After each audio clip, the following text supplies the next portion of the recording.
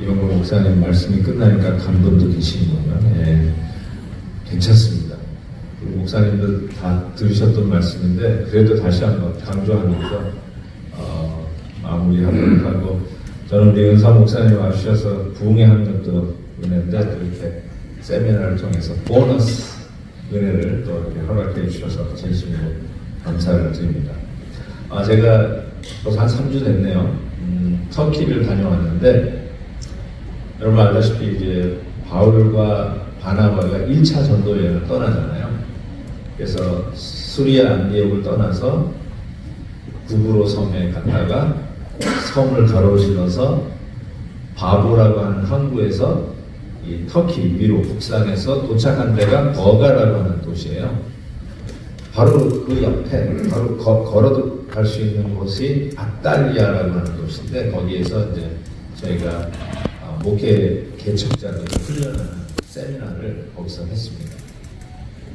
근데 그 도시가 앞에 지중해죠. 지중해가 쫙 바라다 보이고 참 너무 멋있더라고요.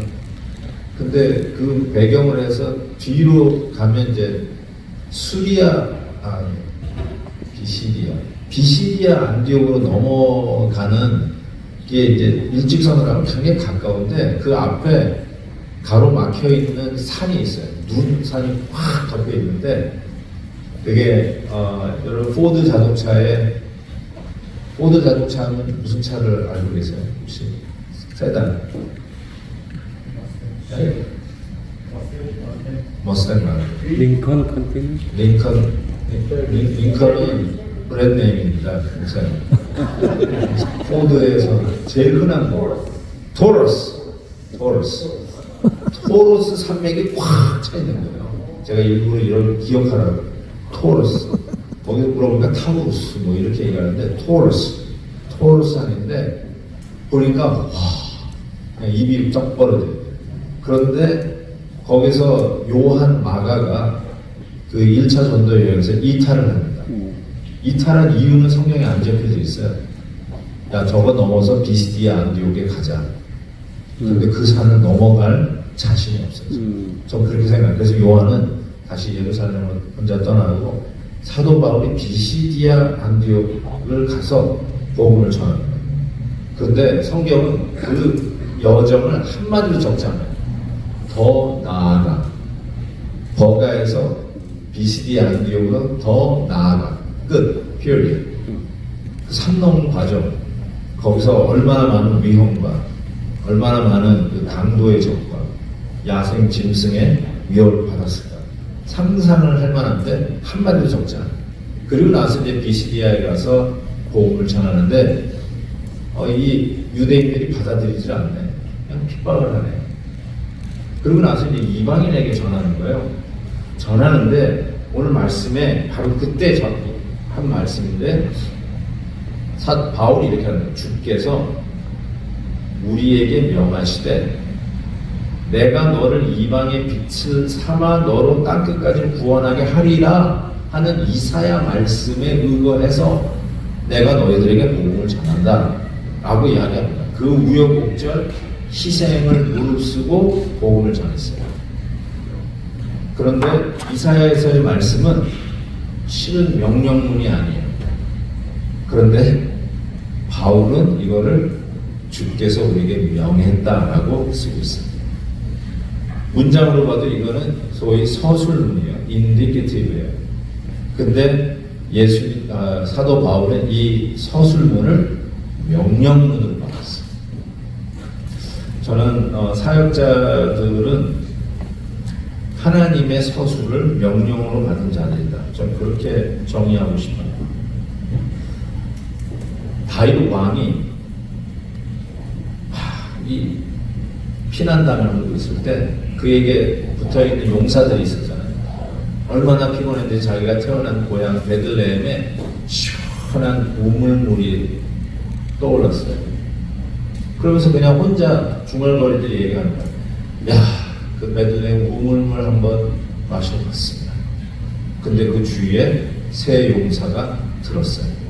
근데 베들레헴은 블레셋이 장악하고 있는 마을이었어요.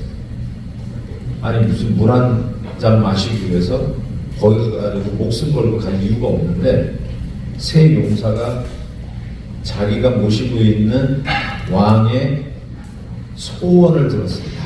그거 한번 마셔봤습니다. 근데 그거를 명령으로 받았어요. 그리고는 그 새 용사가 죽음을 무릅쓰고 블레셋 군대의 진영을 치고 들어가가지고 우물을 퍼고 다시 블레셋 진영을 탈출해서 그 물을 들고 다윗에게 왔어요. 다윗이 그걸 보고 감격을 했어요. 그러면서 이거는 물이 아니다. 이 새 용사의 피다. 그래서 그 물을 마시지 않습니다. 저는 자기가 섬기는 왕의 소원을 명령으로 받고 죽음을 무릅쓰고 베들레헴의 우물물을 떠왔던 그 새 용사처럼 사도 바울과 바나바는 이사야서에서 너희는 이방인의 빛이다. 내가 너희가 이방인의 빛이 되어 이 이방인들을 구원하리라 라고 하는 이 소원, 하나님의 소원을 명령으로 받고 바울과 바나바는 그 앞에 토로스 산맥, 사람의 힘으로는 도저히 넘을 수 없을 것 같은 그 산맥, 어쩌면 요한 마가가 겁에 질려서 달아났었을 그 이유가 되는 토로스 산맥을 넘고 그곳에서 유대인의 박해에도 불구하고 복음을 전했다는 것이죠. 저는 이것이 하나님의 사역자의 모습이다. 저는 그렇게 생각합니다. 하나님의 명령, 지상 명령부터 시작해서 얼마든지 찾아낼 수 있지만 실은 성경에서 얘기하는 명령은 인디케티브의 명령이 더 크다라고 항상 저는 생각합니다. 너는 빛이다. 이 말이 너는 빛이 되어라 이 말보다 왜 이렇게 크게 울림으로 다가오는지 모르겠어요. 너는 아버지이다 라는 말이 아버지답게 살아라 라는 말보다 더 크게 분별로 다가옵니다. 목사답게 살아라 라고 하는 명령보다 너는 이 시대의 하나님의 종 목사다 이 말이 우리 하나님의 메가폰으로 내 귀를 때리는 것 같습니다. 그것이 오늘도 우리가 무엇을 해야 될지 어떤 결단을 하면서 이 길을 가야 할지 때로는 새 용사가 베들레헴의 그 우물물이 뭔데 여기도 물이 있을 텐데 목숨 걸고 그걸 가져올 필요가 있을까? 이거는 낭비다. 이거는 맨땅의 헤딩이다. 이거는 효과적이지 않다. 이거는 무모한 짓이다. 얼마든지 변명을 될 수 있었음에도 불구하고 그들이 다녀왔던 거죠. 어쩌면 이거는 하나님이 우리에게 주시는 소원인데 때가 되면 우리가 그때 이룰 수 있다. 꼭 이때 이거를 할 필요가 없다. 아니 이렇게 장애물이 많고 이렇게 큰 산이 우리 앞길을 막고 있는데 이때가 아닐 수 있다. 다른 때 하자. 얼마든지 변명할 수 있었는데도 불구하고 그 산맥을 넘어서 비시디아 안디옥에 들어갔던 바울과 바나바. 그때 비로소 복음은 영향력 있게 펼쳐지고 이방인의 빛이라는 말이 순종하는 자에게 하나님의 소원을 명령으로 받아 순종하는 자에게 드디어 일어난 것을 우리가 기억하게 됩니다. 저는 카네리카 지역에서 사역을 했습니다. 뉴잉글랜드에서 14년을 사역을 하고 캘리포니아로 왔는데요. 실은 뉴잉글랜드는 가을 단풍은 이쁘지만 별로 그렇게 볼 게 없어요. 제가 살았던 카네리카 하트포드도 별로 볼 게 없습니다.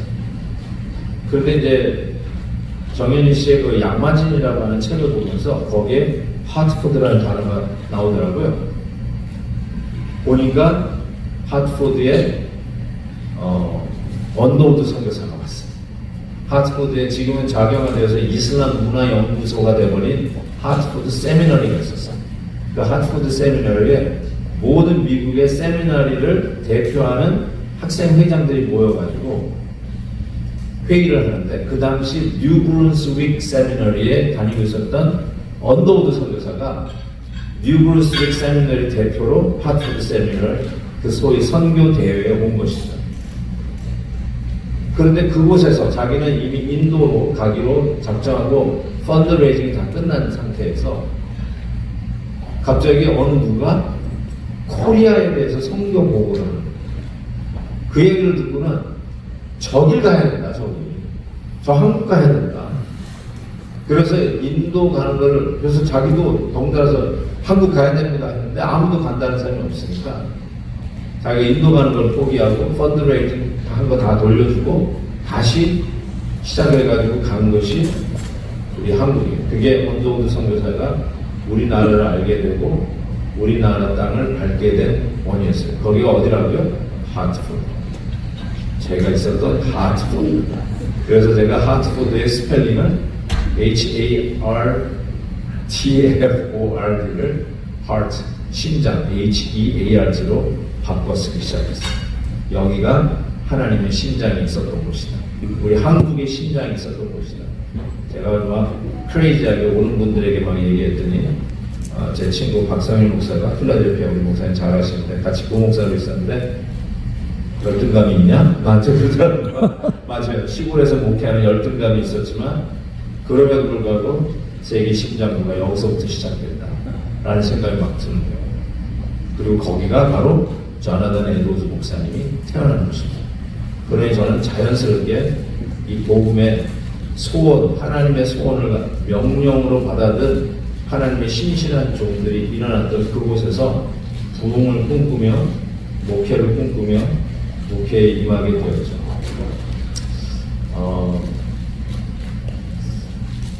그 언더우드 선교사가 어떻게 이걸 정현희 씨가 다 조사를 해가지고요 선교 보고한 거를 다 끄집어냈어요. 그 나중에 이제 뭐 교회사 교수님들, 뭐 총신의 박 교수님 같은 분들이 이걸 다 인용을 하게 되었는데 어쨌든 이 정현희 씨가 이거를 다 리서치 해가지고 소설에 쓴 거예요. 근데 소설이 이게 픽션이 아니라 난 픽션이죠. 거기에 처음으로 실렸어요. 뭐라고 했냐면요. 코리아는 아주 작고 힘이 없는 나라. 국민의 수요는 1200에서 300만 명. 정부가 부패하고 당파 싸움이 극심하여 귀족사회 횡포가 이루 말할 수 없는 나라. 100여 년에 걸쳐 카톨릭 교도들이 처참한 순환을 당하고 이웃나라의 야만적인 침략 밑에서 수없이 짓밟힌 역사를 가지고 있어 나라의 문을 굳게 닫고 있을 수밖에 없었습니다. 이 땅에 1300만 민족이 복음이 무엇인지 전혀 모른 채 가난과 질병과 학대 속에서 쓰러져가고 있습니다.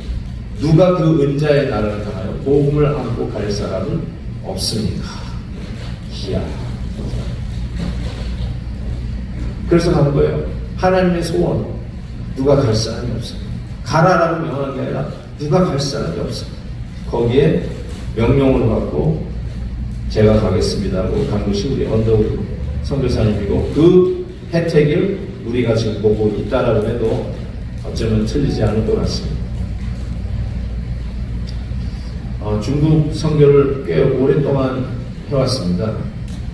한 25년을 제가 처음부터 온다 그때 선배 목사님이 가신다고 그래서 그때 중공교회라고 신학교에서부터 기도를 하기 시작하면서 인볼브하기 시작했는데 한 25년을 한 것 같습니다. 그래서 시간만 되면 여름에 그 언더그라운드 신학교에 가가지고 축하해주고 격려해주고 그러는데 이제 중교회 성장하면서 이제 목사를 안수를 못 해주니까 교단이 없어서 이제는 그 일도 해야 되겠다 해서 이제 세미나리 중심으로 교단을 만나고 안수하는 일을 하면서 제가 이제 고시 이걸 좀 책임 맡아가지고 하기 시작했어요. 근데 아시다시피 그분들은 안수만 안 받았지 벌써 이곳저곳 목회를 한다고 수교회를 다들 목회를 하는데 이게 명수를 세보니까 10,000명이 넘는 목회자들이 많아요. 교인들이 10,000명이 넘어. 근데 목사는 아니에요. 그러니까 이제 고시를 보고 이제 훈련을 하는데 설교 이렇게에 대해서 뭐 하다가 보니까 설교 준비를 잘 안 하는 것 같아요. 그래서 제가 이렇게 설교하시면 안 돼요. 설교 준비 더 열심히 하셔야 됩니다. 이러면서 이렇게 충고를 했는데, 그건 이제 제가 나중에 이분이 이제 얘기를 하는데, 몸에 여기저기 그냥 상처와 고문받은 흔적들이 몸이 빼곡한 거예요. 그래서 허리를 아파가지고 절뚝절뚝 하시는데 왜 그러니까 이런 강목을 가지고 계속 보금자라고 다니니까 공안에 잡혀가지고 허리를 두들겨 맞아가지고 잘 걷지는 못해요. 그 얘기를 하는데 제가 설교 준비 더 열심히 해서 하세요라는 말이 너무너무나 미안할 정도로 정말 온신을 다해서 그렇게 섬기는데 이런 분이니까 그래서 제가 오히려 나를 위해서 기도 좀 해달라고 그런 야성을 가지고 복음을 전하는 이 중국교회, 이 지하교회 지도자들을 보면서 제가 큰 도전을 받았던 기억이 나요.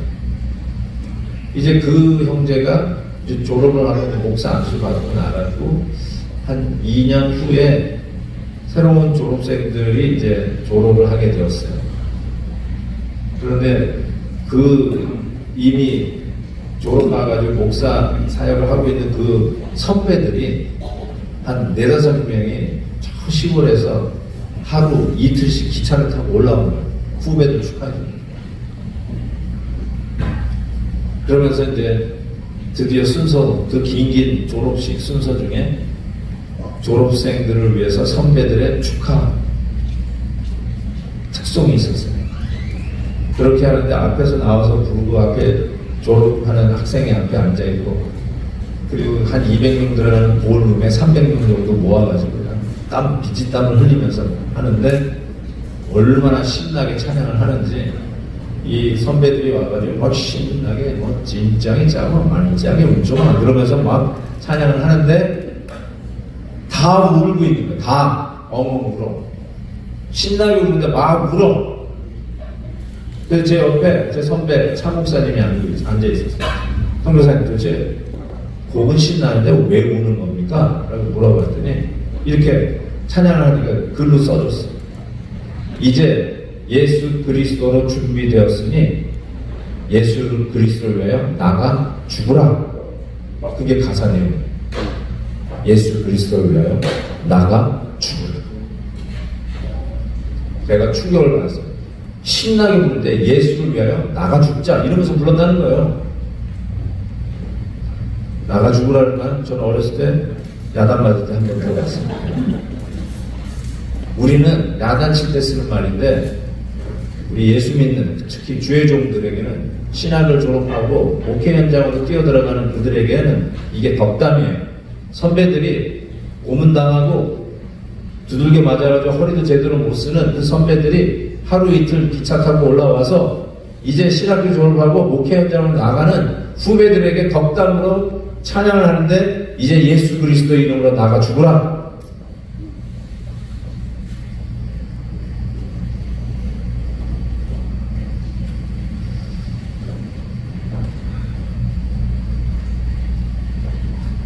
저도 목사님들하고 이렇게 같이 여러 모임들이 있어서 같이 참여하고 그러는데요. 한국에서 이렇게 목사님들하고 같이 참여해서 목욕탕에 갔어요. 저는 이 목욕 문화가 익숙하지 않는데 한국 목사님들이 목욕까지 하거든요, 항상. 그래서 억지로 따라갔어요. 목욕탕에 둘러앉아가지고 이제 막 하는데 그 다음부터는 호칭이 바뀌어요. 어떻게 하는 줄 아세요? 김 사장. 그 당신 회사 요즘 어때? 이게 뭐예요? 다 교회 얘기예요. 근데 사람들이 주위에 있으니까 다 사장이라고 그래요. 그러다가 익숙하지 않은 미국에서 온 촌놈, 촌 사람들 하다가 김 목사님 그러는 순간에 주위에 있는 사람들 다 쳐다봐. 그 탕에 앉아 있는 사람 다 쳐다봐. 그러니까 옆에 콱콱 찌르더라고요. 그래서 다 사장이라고 불러요. 제가 가만히 이렇게 생각해보면요, 뭐 그게 잘못됐다기보다 배려죠. 어떤 경우는 신경 안 쓰이게 하는 거겠죠. 그럼에도 불구하고 중국 교회는 우리가 중국 사람 얕잡아 보는 것도 있고 메이드 인 차이나 하면 아직 그 제품이 완제품이 아니다 이런 생각을 갖고 있는 우리 이미지 때문에 그렇게 생각할 수도 있지만 중국 교회는 적어도 예수 이름으로 나가 죽자라고 그래요. 근데 우리는 예수 이름 얘기하기가 뭐해서 김 목사를 김 사장으로 바꿔요. 그러면 누가 이 영적 싸움에서 이길까 이런 생각을 좀 해보게 되었습니다. 야성을 회복하고 예수 믿는 것에 대한 자부심을 가지고 그래도 내가 목회하는 목사야 이 자부심 말이야. 나라를 위해서 독립운동을 해도 나는 독립운동하는 사람이야. 1000만 불을 갖다 놔도 내가 거기에 넘어갈 줄 알아? 라고 자부심을 가졌듯이 우리 아들이 독립운동하는 아들이야. 네가 나를 죽여봐라 내가 그 일에 넘어가나? 이런 자부심이 있었듯이 예수 그리스도의 복음을 위해서 나 목회하는 목사야. 내가 그런 일에 넘어갈 것인가? 내가 그런 유혹에 넘어갈 것인가? 그 돈 몇백 불에 내 목사의 양심을 팔겠는가? 나 목사야 목사. 이런 자부심 말이에요. 아멘.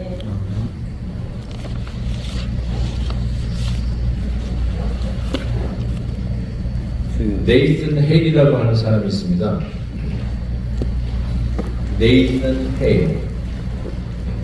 1750년에 태어난 미국 레볼루셔너리 워 전쟁 때 영국군에 의해서 스파이라고 잡혔어요. 그래서 결국 총살을 당했는데요. 이 친구가 카네디컷 카멘트리에서 태어났어요. 그러면서 너 바른 대로 얘기해. 그러면 살려줄게. 그런데 이 네이슨 헤일이 아메리칸 레볼루션 미국을 독립시켜야 된다는 거예요. 더 이상 영국의 식민지로 있으면 안 된다는 확고한 신념을 가지고 그가 이만을 하고 총살 당합니다. 뭐라고 얘기하냐면 I only regret. 내가 후회하는 거 하나 있다. I have but one life to give for my country. 나에게 이 조국을 위해서 바칠 생명이 하나밖에 없다는 게 나는 only regret. 그것이 나에게 있어서의 후회 하나다. 그게 유일한 후회. 내가 생명이 2개 있으면 나라를 위해서 2개 바치겠다. 3개가 있으면 3개를 바치겠다. 근데 앞불사 내가 조국을 위해서 바칠 생명이 하나밖에 없다. 그래서 네이튼 헤일의 동상이 하트포드가 그 카네디컷 주도시거든요. 주청사에 이 네이튼 헤일 동상이 있어요. 그리고 그 밑에 이거 써 있어요. I only regret that I have but one life to give my country. 그 앞에 설 때마다 옥기서점이에요. 우리도 이 고백해야 되지 않겠어요? 나도 하나 딱 아쉬운 게 있다. 우리 주 예수 그리스도를 위하여 드릴 생명이 하나밖에 없다. 우리도 이 고백해야 되잖아요.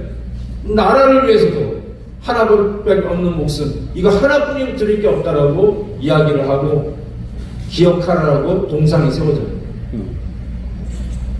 우리 주 예수 그리스도의 이름으로 목회하게 하시고 말씀을 맡겨주시고 목양하게 하시고 천하보다 귀하다는 영혼들을 주를 위하여 얻게 하시는 이 놀라운 사명을 우리에게 주셨는데 이런 마음으로 우리 하나님의 소원을 명령으로 받은 자 나는 목사다 라는 이 인디케티브가 목사답게 사역하라라고 하는 임페러티브보다 더 100배 1000배 큰 우렁치 않은 음성으로 하나님의 음성으로 들리는 자가 되어서 이 시대 다 제갈로 간다 할지라도 우리는 끝까지 고지못대로 우직하게 하나님 주신 말씀 붙잡고 면색적인 바로 그 목회의 현장에서 이 말씀으로 승부를 거는 이 시대에 변하지 않는 하나님의 신실한 사역자들이 되시기를 주의 이름으로 축원합니다. 축원합니다. 기도하겠습니다. 하나님 아버지 감사합니다. 오늘도 우리에게 너무나도 소중한 목회 세미나로 다시 한번 우리들의 근본과 우리들의 부름을 받을 그 소명을 확인하는 시간이 된 것을 진심으로 감사합니다. 40년 목회 속에서 정말 체질화되고 연결화 된 귀한 진리의 말씀들을 나누어주신 우리 이용걸 목사님, 하나님 아버지 후배로서 우리 이런 귀한 선배님이 계신 게 너무 자랑스러운데 하나님 아버지 부러움으로만 그치지 않게 하시고 우리도 우리의 목회 현장에서 이러한 마음으로 이러한 정신으로 하나님이 부르신 그 소명의 현장 우리가 목사 안수 받았을 때 내 생명 주께 드린다고 하는 각오로 아골 못지않게도 내가 들어가겠다고 하면 찬송하며 안수 받았는데 하나님 다시 한번 그 사명을 고취하며 우리의 목회 현장에 다시 임하는 우리 모두가 되게 하여 주옵소서. 아멘. 디모데 목회 연구원을 계속하여 축복하셔서 사랑하는 우리 목사님 강단에 서실 때마다 수많은 후배 아멘. 사역자들에게 도전하며 다시 아멘. 목회 현장이 예수 그리스도를 사랑하는 뜨거운 열정으로 달아오를 수 있도록 축복해 주시옵소서. 아멘. 예수 그리스도의 이름으로 기도하옵나이다. 아멘.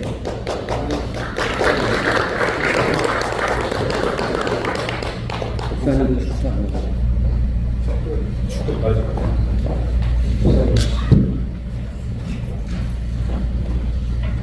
축도 받으시겠습니다. 이제는 우리의 목자장 예수 그리스도의 은혜와 그 아들을 우리에게 주시며 십자가에 못 박으시기까지 사랑해 주시는 우리 아버지 하나님의 크신 사랑하심과 이번 목회자 세미나를 통해서 다시 한번 우리에게 찾아와 주시고 도전해 주시고 우리의 부르심이 무엇인지를 깨닫게 하신 성령 하나님의 위로 충만 교통하시니 오늘도 사역의 현장 속에서 최선을 다해 뛰고 있는 당신의 신실한 종들 머리머리 위에 섬기는 교회들 위해 신실한 하나님의 자녀들 위해 지금부터 영원토록 함께 있을지어다. 아멘.